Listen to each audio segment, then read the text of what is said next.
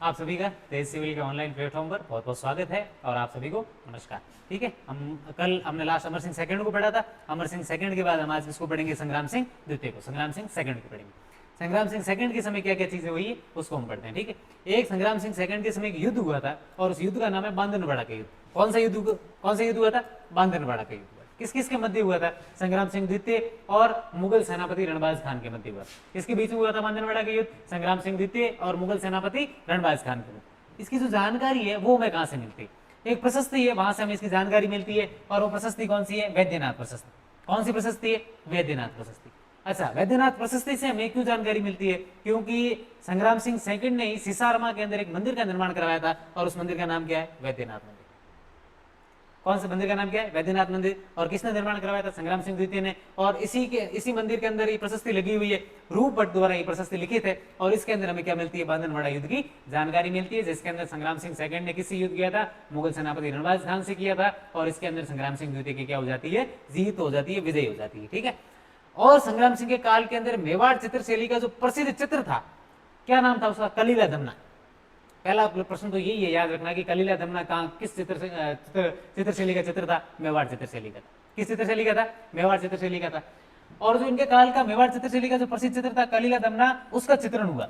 पूछा जाए कि कलीला दमना का जो चित्रण है वो किस राजा के काल के अंदर हुआ था? तो संग्राम सिंह सेकंड के काल के अंदर हुआ था। ठीक है, तो संग्राम सिंह सेकंड से संबंधित हमने क्या क्या चीजें पढ़ी?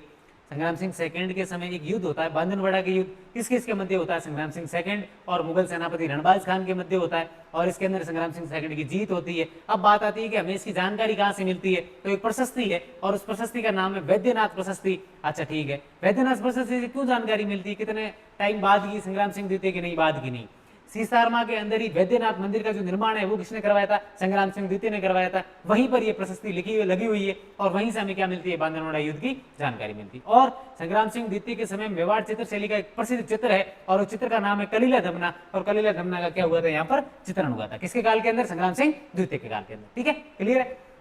उसके बाद हम पढ़ेंगे जगत सिंह सेकंड को। उससे पहले हमने जगत सिंह फर्स्ट को पढ़ा था, उस समय आप थोड़ा ध्यान रखो, रिवाइज करो। जगत सिंह फर्स्ट के समय हमने क्या क्या चीजें पढ़ी थी? जगत सिंह फर्स्ट के समय हमने पढ़ा था कि इन्होंने जग मंदिर महल का जो है निर्माण क्या करवाया था? पूरा करवाया। किसने? जगत सिंह फर्स्ट ने।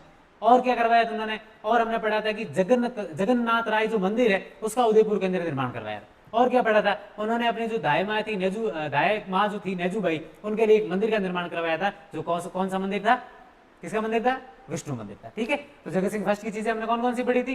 जग मंदिर का निर्माण पूरा करवाया, उदयपुर के अंदर जगन्नाथ राय का मंदिर का निर्माण करवाया और अपनी जो दाई माँ थी नेजूबाई, उनके लिए उन्होंने किसका निर्माण करवाया था? एक मंदिर का निर्माण करवाया था। जो किसका मंदिर है? भगवान विष्णु का मंदिर है। ठीक है, अब हम पढ़ेंगे जगत सिंह सेकंड को। ऐसे आपको ध्यान रखना चाहिए, जब जगत सिंह फर्स्ट आए तब आपको याद आना चाहिए, अमर सिंह सेकंड आए तब अमर सिंह फर्स्ट आपको याद आना चाहिए। ठीक है, जगत सिंह सेकंड के समय क्या क्या चीजें हुई थी? जगत सिंह सेकंड के समय मराठों का राजस्थान के अंदर क्या हो गया था?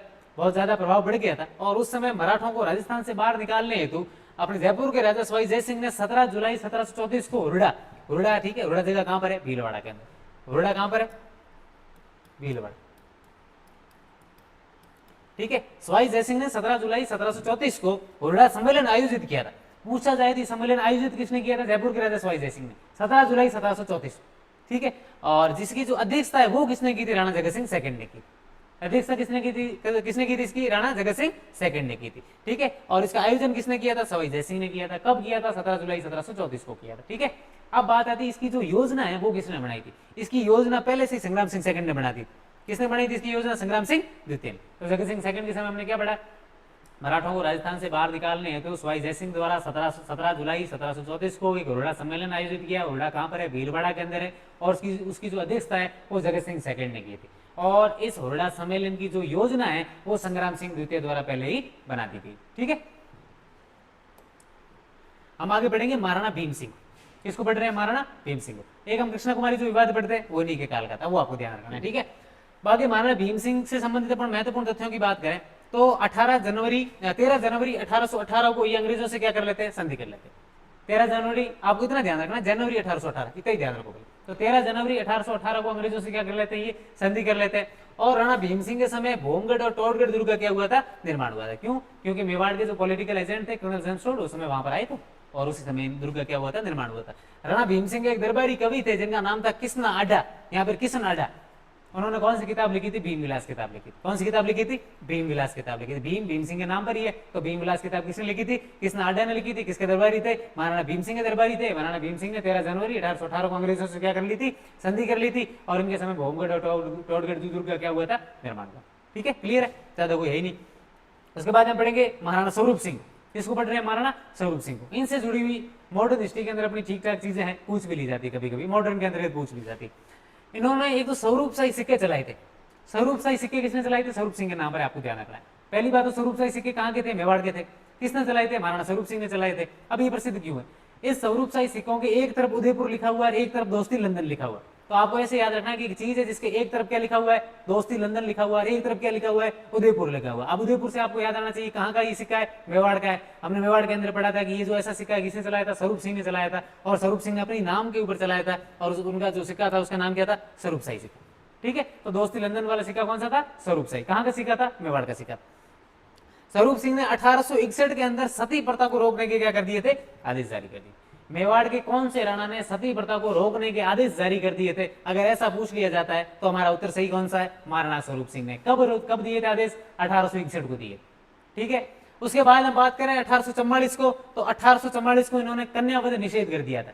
कन्या को मारना क्या कर दिया इन्होंने? निषेध कर दिया था।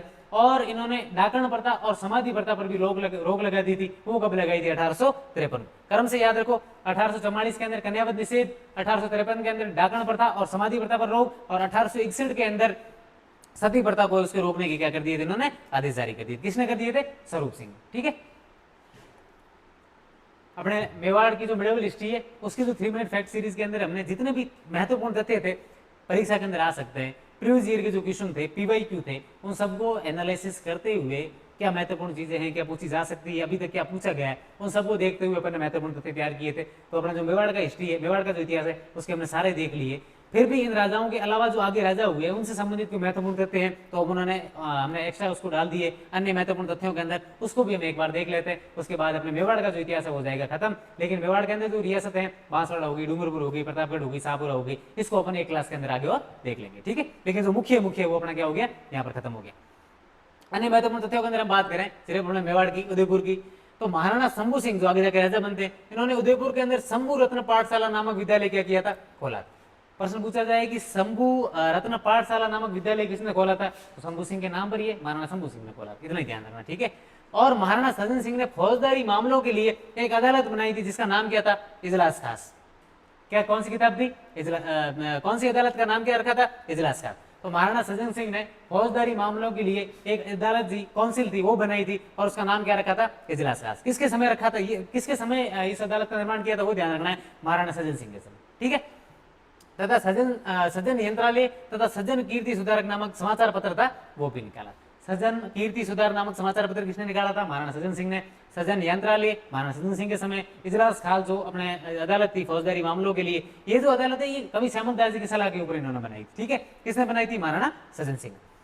उसके बाद राणा फतेह सिंह जो है वो राजपूत हितकारिणी सभा की क्या करते हैं? स्थापना करते हैं। किसकी स्थापना करते हैं? राजपूत हितकारिणी सभा। राजपूत समाज के अंदर उस समय जो भी बुराइयां थी उन सबको दूर करने के लिए इन्होंने एक सभा बनाई थी, और क्या नाम था उसका? एक संस्था बनाई थी, राजपूत हितकारिणी सभा। किसने बनाई थी? फतेह सिंह ने। ठीक है, एक और एडवर्ड सप्तम का जब दिल्ली दरबार बुलाया गया था उस समय फतेह सिंह वहां उस दरबार को ज्वाइन करने के लिए जा रहे थे, लेकिन केसरी सिंह भारत ने इनको 2 लिख के भेजे थे जिनको क्या कहा जाता है? चेतावनी चुंगटिया। क्या कहा जाता है? चेतावनी चुंगटिया। और उसको पढ़कर जो फतेह सिंह है वो क्या आ गए थे? वापस आ गए। तो दिल्ली दरबार में एडवर्ड सप्तम से मिलने कौन गए थे? फतेह सिंह गए थे।